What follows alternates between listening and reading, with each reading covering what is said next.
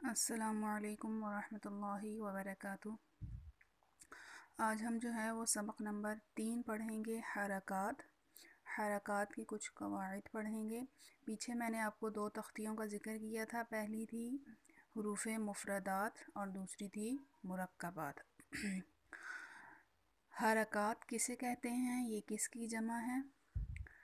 تو حرکات حرکت کی جمع ہے، اور زبر، زیر اور پیش کو کیا کہتے ہیں؟ ہم حرکات کہتے ہیں۔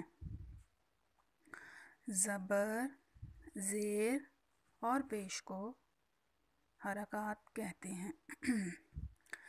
زبر اور پیش حروف کے اوپر، جبکہ زیر ہمیشہ حروف کے نیچے ہوتا ہے۔ پہلی تختی ہم نے پڑھی تھی حروف مفردات، اور ہم نے حروف کے بارے میں بتایا تھا کہ حروف کسے کہتے ہیں۔ جس حرف پر کوئی حرکت ہو اسے ہم متحرک کہتے ہیں، یعنی کہ یہ متحرک حرف ہے۔ زبر جو ہے منہ اور آواز کو کھول کر، زیر آواز کو نیچے گرا کر، اور پیش ہونٹوں کو گول کر کے ادا کرتے ہیں۔ حرکات کو کس طرح پڑھتے ہیں؟ تو یہاں پر بتا دیا گیا ہے کہ حرکات کو بغیر کھینچے، بغیر جھٹکا دیے معروف پڑھیں گے۔ سمجھ آ گئی سب کو یہ بات کہ حرکات کسے کہتے ہیں؟ زبر، زیر اور پیش کو ہم حرکات کہتے ہیں۔ یہ قاعدہ جب بچہ پڑھنا شروع کرتا ہے تو یہ بہت ہی مین چیزیں ہیں کہ بچے کو یہ باتیں معلوم۔ تو یہاں پر اب الف پر کوئی حرکت یا جزم آ جائے تو اسے ہم حمزہ پڑھیں گے، اور را پر زبر یا پیش ہو تو را کو پر، اور را کے نیچے زیر ہو تو را کو باریک پڑھیں گے۔ تو یہاں پر 2 زائد باتیں بتا دی گئی ہیں کہ الف پر کوئی حرکت یا پھر جزم ہو، جزم کیا مطلب؟ یعنی ساکن ہو، تو اسے ہم حمزہ پڑھیں گے۔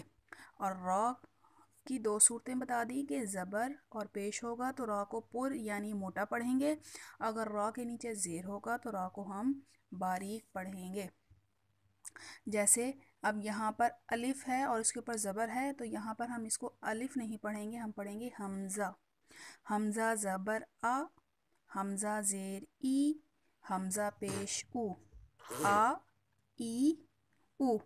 تو یہاں پہ ابھی ہم نے کیا پڑھا کہ حرکات کو ہم بغیر کھینچے، بغیر جھٹکا دیے معروف پڑھیں گے۔ اسی طرح با زبر با، با زیر بی، با پیش بو، با بی بو۔ تا زبر تا، تا زیر تی، تا پیش تو، تا تی تو۔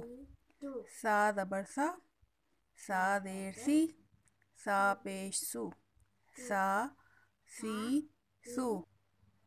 اسی طرح جو ہے وہ باقی تختی بھی پڑھیں گے۔ ابھی ہم یہاں پر را کے اوپر جو ہے وہ تھوڑی نظر مارتے ہیں کہ ہم نے پڑھا تھا را پہ اگر زبر اور پیش ہوگا تو را کو پر پڑھیں گے، اور را کے نیچے زیر ہوگی تو را کو ہم باریک پڑھیں گے۔ تو را زبر را، را زیر ری، را پیش رو، را ری رو۔ تو اسی طرح جو ہے وہ ہم ساری تختی پڑھیں گے۔ ہمیں اگر جو ہے وہ بچوں قاعدے جو ہے وہ یاد ہو گئے، ہمارے ذہن نشین ہو گئے، تو ہمیں انشاءاللہ تعالی آگے جو ہے وہ قرآن پڑھنے میں بھی آسانی ہوگی، اور ہمیں قواعد بھی معلوم ہوں گے، اور پتہ ہوگا کہ ہمیں اس حرکت کو یا اس حرف کو ہم کیا کہتے ہیں۔ انشاءاللہ تعالی کل ہم اگلی تختی کے لیے اور سبق نمبر 4 کے لیے پڑھیں گے اور اس کے قواعد پہ نظر ڈالیں گے، اور امید ہے کہ آپ کو پچھلے 3 تختیوں کے قواعد جو ہے وہ یاد ہو گئے ہوں گے۔ تب تک کے لیے السلام علیکم ورحمۃ اللہ وبرکاتہ۔